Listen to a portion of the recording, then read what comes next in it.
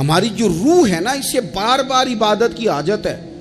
آج لوگ ڈپریشن اور ٹینشن کے مریض ہو کے جاتے ہیں نفسیات کے ڈاکٹر کے پاس، وہ کہتا ہے مراقبہ کرو، تھوڑی دیر اکیلے بیٹھو، سو جاؤ، یہ والا کام کرو، آنکھیں بند کرو، فلاں کرو، دیر تک میں تمہیں بتاتا ہوں، دیکھنا سکون ہو جائے گا۔ اس سے زیادہ بہتر یہ نہیں جو طریقہ رب رسول نے بتایا ہے کہ ذرا سر سجدے میں رکھو نا تھوڑی دیر، ذرا ہاتھ اٹھا کے وہ باتیں جو مراقبے میں جا کے سوچنی ہیں وہ ساری یوں ہاتھ کر کے، میں نے پہلے بھی کہا تھا پھر کہتا ہوں، میں ایک دفعہ ایک ڈاکٹر صاحب کے پاس بیٹھا تھا، اپنی والدہ کو لے کے گیا، تو وہ ایک ڈاکٹر صاحب ایک بزرگ سے کہہ رہے تھے کہ آپ میرے 15-12 سالوں سے پیشنٹ ہیں، میں آپ کو ایک ہی بات کہتا ہوں کہ دل کی باتیں کہہ دیں کسی سے، کہہ دیں کسی سے، آپ دل ہلکا کر لیں، سکون ہو جائے گا۔ تو وہ کہنے لگے ڈاکٹر صاحب نہیں کچھ گلاں کنوں دسیے، پردے ہوندے نے، کچھ نجی اور ذاتی باتیں ہیں کس سے کہیں؟ تو میں نے کہا جی میں ڈاکٹر تو نہیں ہوں لیکن طالب علم ہوں دین کا، اگر آپ اجازت دیں تو کسی کے بیچ میں بولنا تو نہیں چاہیے، تو میں بات ایک کر لوں۔ کہنے لگے کر لیں۔ تو میں نے کہا بابا جی واقعی کچھ باتیں ذاتی اور نجی ہوتی ہیں، کسی سے کہی نہیں جا سکتی، لیکن حل بتایا نا ہمیں اللہ رسول نے، جو کسی سے نہیں نہ کہہ سکتے وہ مصلی بچھاؤ اور اپنے رب سے کہہ دو ساری، وہ رسول کائنات کی بارگاہ میں کہہ دو ساری، ایک دفعہ نکالو، کہو ان سے، کسی سے کہو گے تو وہ اپنی مرضی کا تبصرہ کرے گا، رب رسول سے دکھ کہو گے تو اللہ رسول رحمت والا معاملہ فرمائیں گے۔ کہہ دیں جو دل میں ہے۔ سب سے پہلی بات اہل بیت نبوت کے اندر جو آپ کو ملے گی وہ اللہ تعالیٰ کی عبادت ہے، بہت زیادہ عبادت کرنا، ریاضت کرنا۔ آج کل عبادت سے جی چرانا، میں کچھ دیندار لوگوں کو دیکھتا ہوں کہتے ہیں نسبت بہت تگڑی ہے ہماری، تو جناب لے جائے گی نسبت ہمیں، تم دیکھنا فلانے بزرگ کو فلانے کی خواب آ گئی، فلانے کو فلانے کی بشارت ہو گئی۔ او خدا کے بندو، میں آپ کو اس گھر کی بات بتا رہا ہوں سیدہ فاطمہ الزہرا جو جنتی نہیں، جنتی عورتوں کی سردار ہیں۔ میں حسنین کریمین کی بات بتا رہا ہوں جو صرف جنتی نہیں، جنتی جوانوں کے سردار ہیں، لیکن وہاں تو ساری رات مصلی بچھا رہتا ہے۔ عبادت آپ کی روح کا تقاضا ہے۔ مہنگے سے مہنگا موبائل خرید کے لے آؤ، بہترین مال خرچ کر کے آپ اس کو لے آؤ، لیکن اگر آپ اس کی بیٹری کو چارج نہیں کرتے بار بار تو وہ آپ کو کام نہیں دیتا۔ آپ نے جناب بڑی مہنگی گاڑی خرید لی، بڑی مہنگی، تو ایک ہی دفعہ خریدنے سے وہ مستقل نہیں چلتی، بلکہ اس میں بار بار پیٹرول ڈلوانا پڑتا ہے۔ کچھ چیزیں ایسی ہوتی ہیں جن کی بار بار حاجت ہوتی ہے، وہ پوری کرنی پڑتی۔ ساری رات سیدہ فاطمہ الزہرا رضی اللہ تعالیٰ عنہ نفل پڑھتی تھی، ساری رات، گھر کے سارے کام کرنے، ہاتھوں پہ چھالے پڑ جائیں گے۔ آج کسی غریب ترین آدمی کی بیٹی بھی اتنا کام نہیں کرتی کہ چھالے پڑ جائیں، حالانکہ دکھ پھر بھی بڑے زیادہ ہیں۔ آپ جس سے بھی کہیں گے وہ کہیں گے بیٹی بڑی تکلیف میں ہے، روتی بڑا ہے، لیکن اتنی مشقت کوئی بھی نہیں کرتی۔ اتنی محنت کے باوجود رات کو عبادت ہے، تقویٰ ہے۔ حضرت عبداللہ ابن زبیر نے حضرت امام حسین کی شہادت کے بعد جب خطاب کیا تو اہل کوفہ کے وہ لوگ جو تلواریں لے کے نکلے تھے، آپ ان سے فرمانے لگے کوفیو تم نے پتہ ہے کس شخص کو قتل کیا ہے؟ میں حسین ابن علی کو جانتا ہوں، میں نے اپنی آنکھوں سے دیکھا ہے۔ یہ ذرا حضرت عبداللہ ابن زبیر کے جملے ہیں۔ فرمانے لگے میں نے انہیں دیکھا ہے، وہ لمبے لمبے سجدے کرتے تھے، وہ لمبا رکوع کرتے تھے، لمبا قیام کرتے تھے، وہ اکثر نفلی روزے رکھتے تھے۔ کثرت سے عبادت اہل بیت کا طریقہ ہے۔ کچھ سجدوں کا ذوق بنائیں، کچھ مزاج بنائیں عبادات کا۔ دوسری بات اہل بیت نبوت کے اندر جو بڑی اہم اور بڑی خاص تھی وہ تھی اللہ کی مخلوق کی خدمت۔ ہمارے ہاں کچھ لوگ دعائیں مانگتے ہیں پہلے، یا اللہ مجھے عطا کر، میں بڑا تیرے بندوں پہ نثار کروں گا، میں بڑا قربان کروں گا، میں بڑا دوں گا، لیکن پھر جیسے ہی ان کے پاس مال آتا ہے ان کے خرچے بھی زیادہ ہو جاتے ہیں۔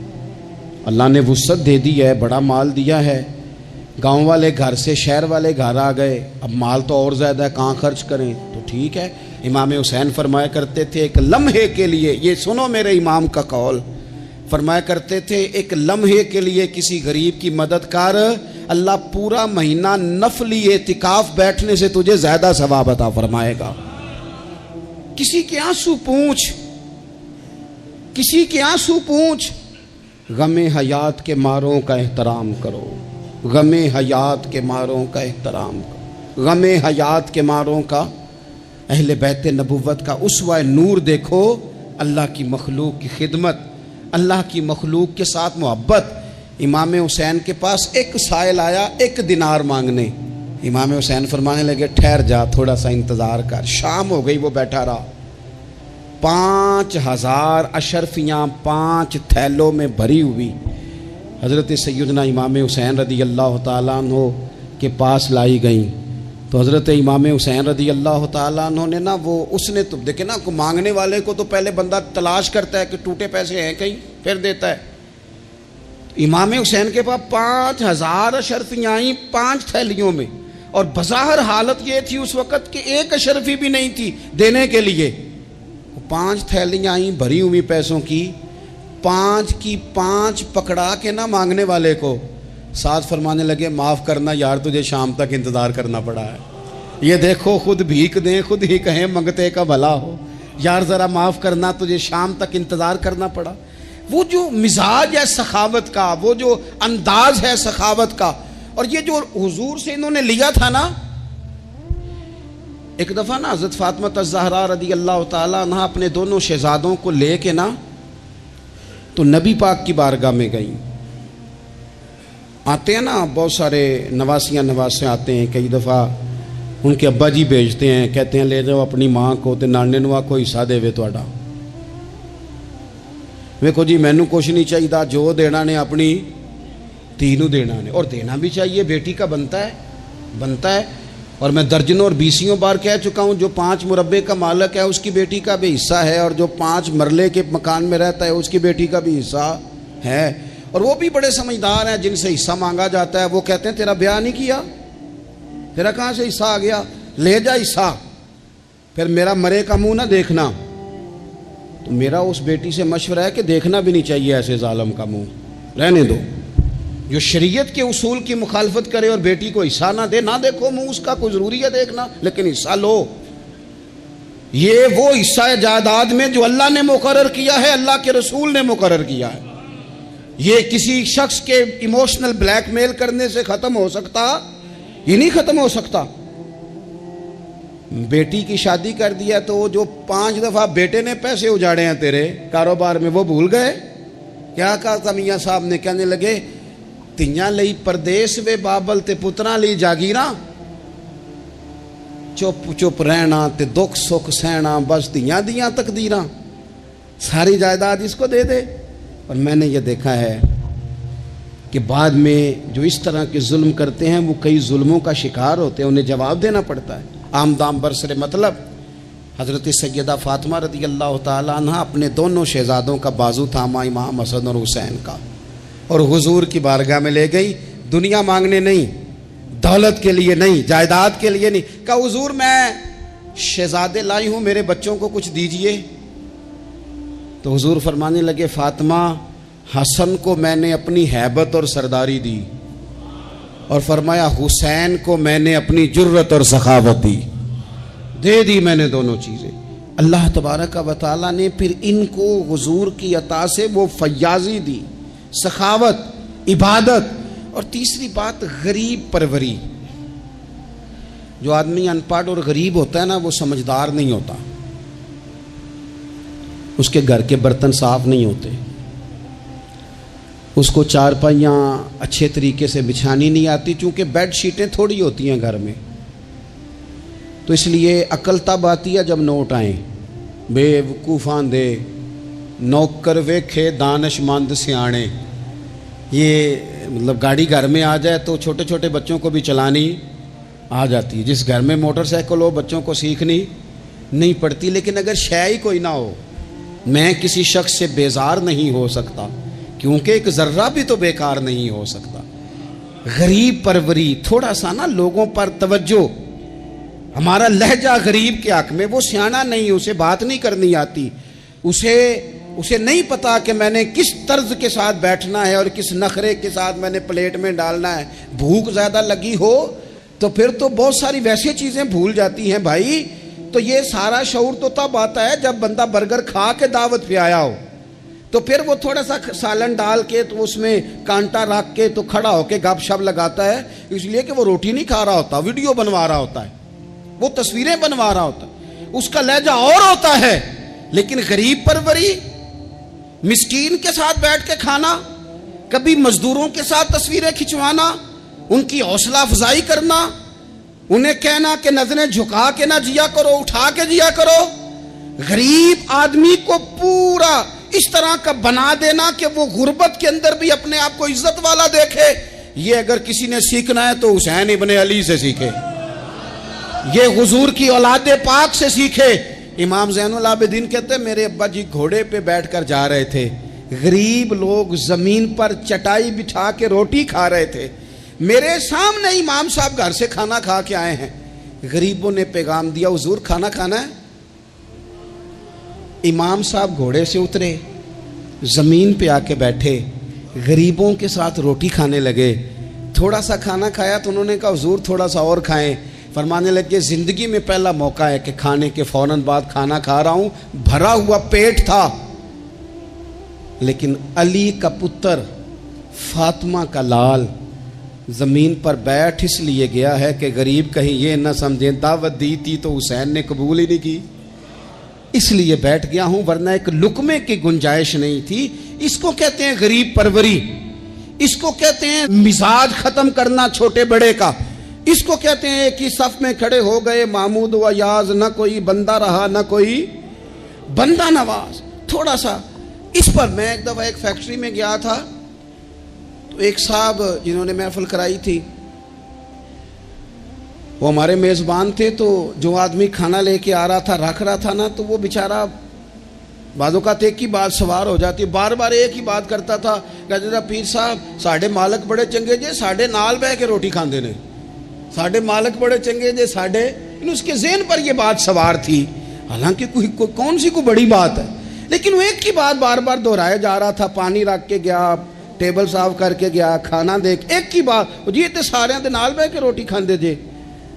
تو میں سوچ رہا تھا کہ یار یہ کس طرح کا بندہ ہے، اس نے کام تو چھوٹا سا کیا ہے لیکن اس بندے کے جذبات ہیں، اب پتہ نہیں اس غریب آدمی کے جذبات کی وجہ سے رب اس کے رزق میں کتنی کو برکت پیدا کر دے گا، کتنا کو فضل ہو جائے گا، یہ جذباتی ہو گیا ہے، شوق کے ساتھ بات کر رہا ہے۔ تو یہ اہل بیت نبوت کا طریقہ ہے۔ پھر اس سے اگلی بات اہل بیت نبوت کے طریقے میں آپ کو ملے گی کہ سادگی، عاجزی، انکساری، بالکل مختصر سے اللہ کی عطا پر بھی بہت زیادہ، حالانکہ ان پر تو بڑی عطائیں تھیں، لیکن مختصر سی خواہشات، کھجور کی چھال کی بنے ہوئے ٹوپی پہن کے حضرت مولا علی شیر خدا رضی اللہ تعالی عنہ نماز پڑھ لیتے تھے، اور اونٹ کے بالوں کی بنی ہوئی چادر اوڑھی ہے، اونٹ کے بالوں کی بنی ہوئی، اور سیدہ فاطمہ چکی پیس رہی ہیں، کنز المال میں موجود ہے۔ نبی پاک علیہ السلام نے انہیں دیکھا، ہلکے سے آنسو حضور کی آنکھ میں آئے اور دو جملوں میں بات ختم کر دی، فرمایا فاطمہ زندگی میں اسی پر گزارا کر، اللہ جنت میں ساری نعمتیں تیرے لیے دروازے کھول دے گا، اسی پہ گزارا کر۔ سادگی، حضرت امام حسن کے کپڑوں کو پیوند لگے ہوئے ہوتے تھے، اپنے بود و باش جب بندہ بہت مہنگی کر لیتا ہے تو اس کا اپنا خرچہ بڑا بڑھ جاتا ہے، اس نے کرنا کرانا کیا ہوتا ہے۔ اور اس سے اگلی بات یہ تھی کہ جذبہ جہاد بہت زیادہ تھا۔ پھر کہتا ہوں اتنی ساری ویڈیوز آئیں، او جی بچہ رو پڑا جی، بکرا ذبح ہو رہا تھا، تو یہ تو پریشانی والا مقام ہے، جو بچہ بکرے کے ذبح ہونے پر روتا ہے یہ جہاد کیسے کرے گا؟ اندر سے اٹھ کے دروازہ بند کرتی ہے اماں، کہتی ہے پتر دروازے پہ نا فلانا بندہ گلی میں ظلم کر رہا ہے، باہر نہیں جانا، ہماری کوئی لڑائی ہے، ہم نے نہیں، بالکل تو باہر، تو نے نہیں نکلنا باہر، یعنی ظلم ہوتا ہے تو ہوتا رہے، جبر ہوتا ہے تو ہوتا رہے۔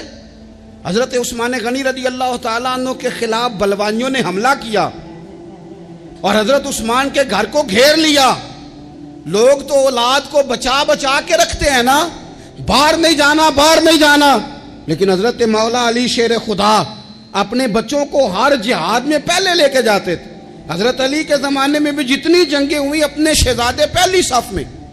حضرت مولا علی نے ایک تلوار امام حسن کو پکڑائی، ایک امام حسین کو پکڑائی، حضرت عثمان کے دروازے پہ کھڑا کر کے کہا پتر خبردار، عثمان صحابی رسول ہیں، تمہارے خالو ہیں، کوئی سیدنا عثمان کا دروازہ نہ پھلانگنے کی ضرورت کرے، قربان جائیں۔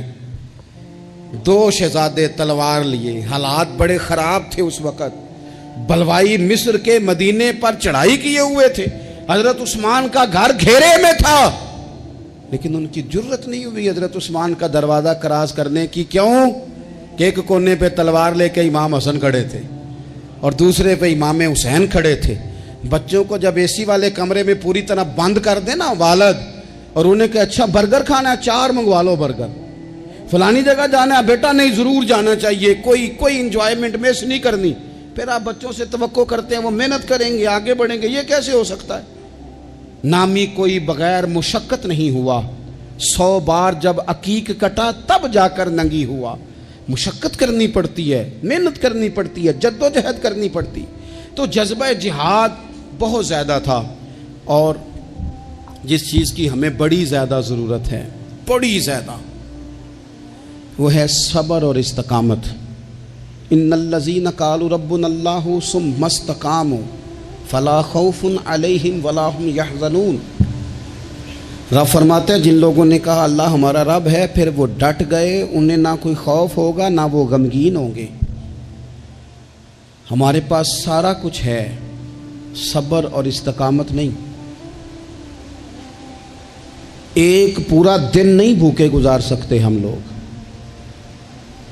ایک ذرا سی ٹینشن آتی ہے، ایک ٹینشن تو لوگوں کو میں نے دیکھا ہے کہ زندگی کی ساری خوشیاں داؤ پہ لگا دیتے ہیں۔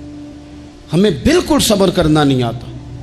100 سے زیادہ مرتبہ کم و بیش قرآن پاک نے صبر کا حکم دیا ہے، بار بار کہا صبر کرو صبر کرو صبر کرو، ہے ہی نہیں، مزاج ہی نہیں، تڑپتے لڑتے ناراض ہوتے بگڑتے پریشان ہوتے جلد باز لوگ۔ ایک عجیب سی معاشرے کے اندر کھینچا تانی ہے، چونکہ حوصلہ نہیں، صبر نہیں، استقامت نہیں۔ ایک بندہ آج ایک فیصلہ کرتا ہے، سویرے وہ فیصلہ بدل دیتا ہے۔ کل وہ کسی کے بارے میں کچھ اور کہہ رہا تھا، آج کچھ اور کہہ رہا ہے۔ ہمارے مزاجوں میں استقامت نہیں، ٹھہراؤ نہیں، ہمیں ٹھہرنا نہیں آتا۔ حالانکہ نبی پاک علیہ السلام نے فرمایا ہے اللہ کو وہ کام زیادہ پسند ہے جو تھوڑا کیا جائے پر روز کیا جائے۔ پتھر پہ پانی پڑے متصل تو بے شبہ گھس جائے پتھر کی سل۔ پتھر میں کبھی کوئی چیز سوراخ نہیں کر سکتی، اور پانی تو سوراخ کر ہی نہیں سکتا۔ نوجوانوں، پانی پتھر میں سوراخ، لیکن اگر پانی ہو مستقل مزاج اور ایک ایک قطرہ گرتا ہی رہے گرتا ہی رہے گرتا ہی رہے گرتا ہی رہے، تو دیکھ لینا تم نے فرش لگوایا ہوتا ہے، سیمنٹ اور بجری ڈالی ہوتی ہے، پر اگر مستقل گرے تو پتھروں میں بھی پانی سوراخ کاری دیتا ہے۔ شرط یہ ہے کہ مستقل مزاجی ہو۔ بہت سارے لوگ آ کے کہتے ہیں جی میں جو کام بھی شروع کرتا ہوں نا میرا پورا نہیں ہوتا، ختم ہو جاتا ہے۔ تو میں کہتا ہوں یہی تو مسئلہ ہے، آپ جو کام بھی نہ شروع کریں، آپ ایک ہی کام شروع کریں، جو نہ شروع کریں۔ جب ہر ہفتے آپ نے نیا کام کرنا ہے تو پھر تو گئے آپ کام سے، ایک کریں، آپ اسی کو صحیح کر کے کریں۔ استقامت فی الدین، صبر۔ حالات میرے اور آپ کے ٹھیک کرنے سے کبھی ٹھیک نہیں ہوتے۔ ایک دفعہ بہت زیادہ آزمائش تھی، ایک دوست پر، وہ بڑے پریشان تھے، تو ہمارے بزرگوں کے پاس بیٹھے تھے، تو بڑی وہ بے چینی کا مظاہرہ کر رہے تھے کہ حضور کیا کروں، کدھر جاؤں، فلاں مسئلہ ہو گیا۔ تو بزرگوں نے بڑی عجیب، بڑی خوبصورت، بڑی انوکھی بات کی، کہنے لگے پتر جلد بازی کرنے سے روزہ جلدی نہیں کھلتا، روزہ مغرب کے ٹائم جا کے ہی کھلنا ہے۔ اگر جلد بازی کرو گے بھی تو اس نے کھلنا مغرب کے ٹائم ہی ہے۔ فرمانے لگے حالات خراب ہو گئے ہیں، بہت بے صبری کرنے سے، بہت رونے سے، بہت لوگوں کو بتانے سے، بہت واہ ویلا کرنے سے یہ ٹھیک نہیں ہوں گے، الٹا لوگ تمہارا تماشا دیکھیں گے۔ بہتر یہ ہے کہ تم صبر کرو، انتظار کرو، استقامت کے ساتھ ڈٹ جاؤ۔ شرط کیا ہے زندگی میں؟ صرف شرط ایک ہے کہ آپ اپنے ضمیر سے پوچھ لیں کہ آپ سچے ہیں کہ جھوٹے ہیں۔ اگر آپ سچے ہیں تو پھر ذرا صبر کریں، انتظار کریں، حالات ٹھیک ہو ہی جائیں گے۔ 3 دن 3 راتیں، ذمہ داری سے کہہ رہا ہوں، 1 دن اور 1 رات ہمارے گھر روٹی نہ پکے تو پورے گاؤں میں رو رو کے کوئی حال نہیں ہوتا، پورے شہر میں شور مچ جاتا ہے کہ آج جناب سبزی کو پیسے نہیں، حد ہو گئی، اوہو اتنی غربت، اتنی آزمائش۔ 3 دن اور 3 راتیں کربلا کے میدان میں امام حسین کے خیمے میں نہ روٹی تھی نہ پانی تھا، نہ روٹی نہ پانی، لیکن قرآن پاک کی تلاوت 1 منٹ کے لیے بھی بند نہیں ہوئی، نماز قضا نہیں ہوئی، کسی طور بھی ان لوگوں نے کسی بے صبری کا مظاہرہ نہیں کیا۔ ان سے صبر سیکھیں، استقامت سیکھیں، تھوڑا سا رکیں، تھوڑا سا انتظار کریں۔ بہت جلدی ہے، بہت جلدی ہے، بہت جناب ہمیں فٹافٹ فلانا کام چاہیے۔ امام حسین نے پورا کنبہ شہید کرا دیا تھا، لیکن یزید 4 سال حکومت پھر بھی کر گیا تھا۔ ارد گرد کے حالات فوری طور پہ تبدیل نہیں ہوئے، لیکن پوری دنیا گھوم کے دیکھ لو، تمہیں کوئی یہ نہیں کہتا ہوا نظر آئے گا کہ میں یزید کی اولاد میں سے ہوں، حالانکہ وہ تو 4 سال حکومت کر گیا تھا۔ حالات، وقت تقاضا رکھتا ہے کہ وہ اپنے ٹائم پہ جا کے چیزیں بدل جایا کرتی ہیں۔ وہ ایک شخص سے کسی نے کہا تھا کہ جناب آپ اتنا زیادہ بات کرتے ہیں، تربیت کی کوشش کرتے ہیں، لوگ اثر تو کرتے نہیں۔ تو انہوں نے بڑی انوکھی بات کی، کہنے لگے میرے بعد مجھے چاہے گا زمانہ سارا اور میرے بعد تحقیق کرے گی دنیا، کہ میرے بعد مجھ پر ریسرچ ہوگی، دیکھنا میری ایک ایک بات پر کتابیں لکھی جائیں گی، کیونکہ ہمارے بعد اندھیرا ہی رہے گا محفل میں، بڑے چراغ جلاؤ گے روشنی کے لیے۔ تو ضروری نہیں کہ سویرے، تھوڑا سا زندگی میں حوصلہ، تھوڑا سا صبر، تھوڑی سی استقامت، لیکن شرط یہ ہے کہ آپ سچے ہوں اور مسلسل سفر کر رہے ہوں۔ آپ روک نہ جائیں، بیٹھ نہ جائیں، سپیڈ بریکر دیکھ کے ٹھہر نہ جائیں، مسلسل چلتے رہیں، کوشش کرتے رہیں، انتظار کرتے رہیں۔ ایک وقت آئے گا کہ حالات اور رخ اختیار کر جائیں گے۔ آخر میں پھر ایک بات کرتا ہوں، کوئی سازش نہ کرے، آپ کسی سازش پر توجہ نہ دیں۔ یہ صحابہ اور اہل بیت، یہ ایمان ہے، ایمان دل میں جاگزی کیا جاتا ہے، ایمان پر بحث نہیں کی جاتی، یہ ایمان ہے۔ ان کی محبتیں، کچھ لوگوں کی باتیں یاد رہ جاتی ہیں۔ ایک بزرگ نے مجھے بات سنائی، مجھے یاد رہ گئی، پیر سید فیض الحسن شاہ صاحب، آلو مہار شریف والے پیر صاحب، عالم بھی بڑے تھے، درویش بھی بڑے تھے، خطیب بھی بڑے تھے۔ تو وہ ایک دن صحابہ اور اہل بیت کا پیار بیان کر رہے تھے، سید تھے، تو مرید ہیں وہ، سلسلہ نقشبندیہ سے چورا شریف کے ساتھ ان کا نسبت کا رشتہ ہے۔ تو نقشبندی اپنا سلسلہ طریقت حضرت صدیق اکبر رضی اللہ تعالیٰ عنہ سے بیان کرتے ہیں۔ تو شاہ صاحب بڑی تقریر کر کے صحابہ اور اہل بیت کی آپس کی بڑی محبت بیان کر کے، رحماء بینہم پر بڑی تقریر کر کے، کیونکہ ان کو بات کرنی آتی تھی تو جوش جذبات میں تڑپ گئے، کہنے لگے سنو بھائی، یہ تو دلائل تھے، اب میں اپنی بات کرتا ہوں۔ کہنے لگے میں سید ہوں، میں پیر ہوں، میرا باپ سید، دادا سید، نانا سید۔ فرمانے لگے میں فاطمہ کا جگر پارا ہوں، علی کا بیٹا ہوں، پر میں مرید ابو بکر صدیق کا ہوں، میں مرید سیدنا صدیق اکبر کا ہوں۔ وہ 100 باتوں پہ ایک بات ہی ساری بدل گئی، رنگ ہی تبدیل ہو گیا، نظریات ہی اور ہو گئے، لوگ کسی اور سوچ میں چلے گئے۔ کہنے لگے دیکھو یہ بھی میرا ظرف دیکھو، اور فرمانے لگے میں نے یہ سیکھا ہے حضرت علی سے، انہوں نے حضرت ابو بکر صدیق کے مشیر بھی رہے، معاون بھی رہے، اور جناب صدیق اکبر کے پیچھے نمازیں بھی پڑھتے رہے، انہیں اپنا مقتدا اور پیشوا تسلیم کرتے رہے۔ اس لیے یہ تو ہمیں خود سے یہ صرف شرارت کی جاتی ہے، لوگوں کے دلوں کو بے یقین کرو تاکہ وہ اپنے بزرگوں سے فیض نہ پا سکیں۔ ہم نے صحابہ سے بھی فیض لینا ہے اور اہل بیت نبوت سے بھی فیض لینا ہے۔